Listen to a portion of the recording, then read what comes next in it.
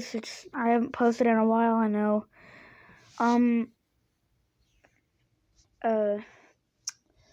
So yesterday I was playing my 3DS.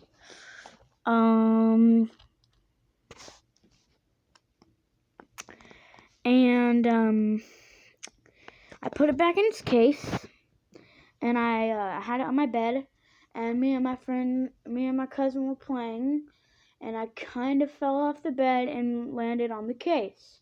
This is what probably broke the screen. Let me boot up a game. Like Super Mario Bros.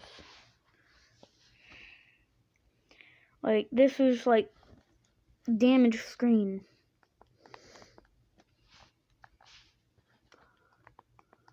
I don't know. So if you guys know how to fix this, please let me know in the comments below if you know how to fix this. Bye.